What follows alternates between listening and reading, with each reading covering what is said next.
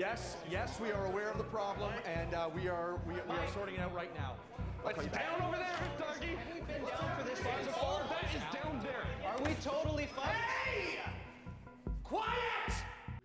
Hello everyone, welcome again to the channel. Thank you so much for watching my videos and welcome in today's episode. Now before we go ahead, make sure to hit the like, make sure to subscribe to this channel. It really helps spread the word about KASPA to as many people as we can. Now they are calling us bots, so we have to make sure that we like this video so that it gets pushed to a lot of people. So today I have an interesting tweet that we're going to discuss, and this tweet comes from Cryptomat, and I find it really interesting because so back in the days I saw a movie called Blackberry, and this movie relates to this post that I'm going to be reading today. So the movie explains how Blackberry started. Like it started with just two people who were like building something that most of the people did not know that it's going to really take over. So successfully some people invested in them and Blackberry became big, and at some point Blackberry was at the point where they were controlling the industry, the mobile industry, like how iPhone is currently doing.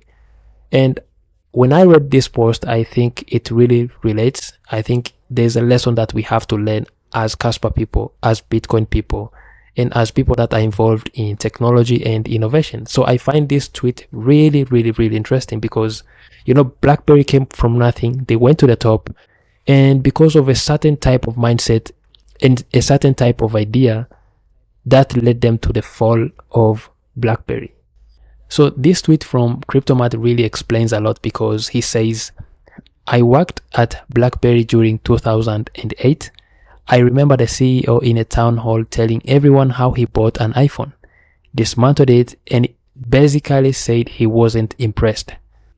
They subsequently continued to build devices with physical keyboards and lackluster user experience while focusing primarily email and basic messaging.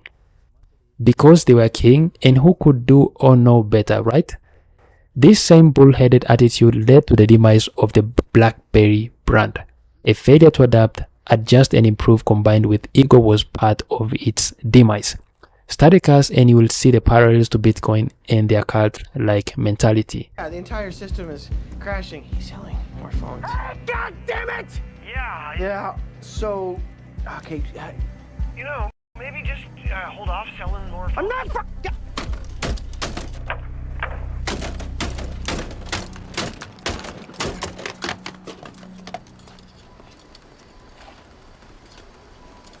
Now, this is not to say that Bitcoin is going to end up like BlackBerry, but I believe the same attitude, the same mentality that most of the people in the Bitcoin community have, I think it's the same as BlackBerry.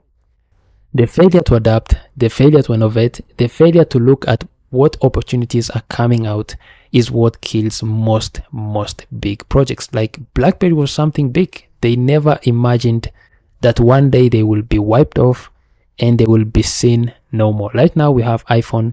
I remember when I saw the movie, is like the BlackBerry CEO when he was watching iPhone launch, like he was so terrified because he knew exactly that they could never catch iPhone. And iPhone was just in the early stages.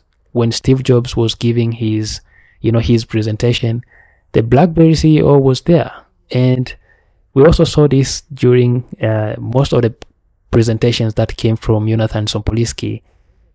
These people that are the Bitcoin OGs saw Jonathan Sompoliski and Aviv Zohar present slides about scaling Bitcoin, but they still can't understand what the KASPA core team, the KASPA core developers are really thinking about. So they decided to keep themselves in a box and have this cult-like mentality. And you can see this in most of the Bitcoin community right now. Like most of them don't want even to understand about the technology. The technology is like one aspect, and people are so much focused on the price predictions. People are so much focused on Michael Saylor. People listen to Michael Saylor than any type of core developer. Now, this is actually crazy because history always teaches us something. If you don't learn from history, it's going to happen, and until you figure something out, that's when history doesn't repeat again. But as long as you haven't understood something, history is going to repeat again and again. why people buy our phones. Do you know what they are? Email. They fucking work. Yeah, okay. It's not us, Jim. It's the carrier. Verizon is doing something weird. Okay, well, I'm about to do something weird if you don't fix this. Now! The deal was, I get the engineers, you shrink the data!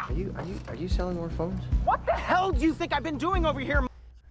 Now we could see what happened with Blackberry and what happened with iPhone. It could be the same with KASPA and Bitcoin, because as you can see, Bitcoin is getting a lot of adoption. At the same time, KASPA is now starting to get some of the interest from most of the Bitcoin community, because once you see that a cryptocurrency which has a 2 billion market cap attracting a lot of interest from the Bitcoin maxis, and I think some of the people who are open-minded are willing to invest and look into KASPA.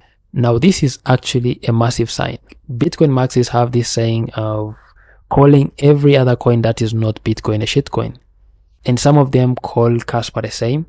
But there are some people who really are open-minded that take a look into something before calling it names and everything else that they can call. Most of the people are now like fixated on the price. Now what is happening is that most of the people in the Bitcoin community look up to Michael Saylor than they look at the Bitcoin white paper. Now the Bitcoin white paper actually states that a peer-to-peer electronic cash. And what does Michael Saylor say? Michael Saylor only preaches about a number go up, reaching 1 million, reaching 10 million, reaching 13 million. But he forgets the fact that during that time when Bitcoin is going to be climbing upwards, there is also innovation.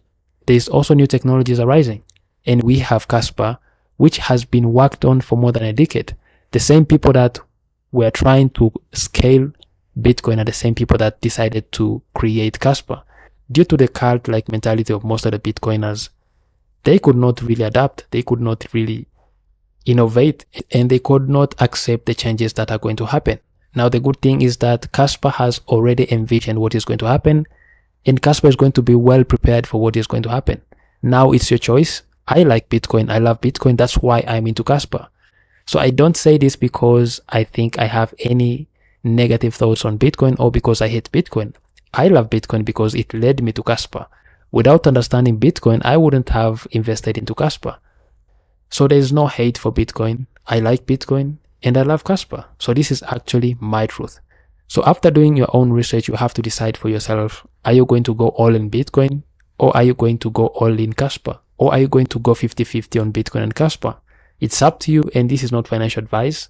Let me know what you think in the comment section down below. But I think if you really understand what is being written here, it's going to really help you a lot. So let me know what you think in the comment section down below. And if you like the video, don't forget to hit the like. Don't forget to subscribe to this channel, and see you in the next episode.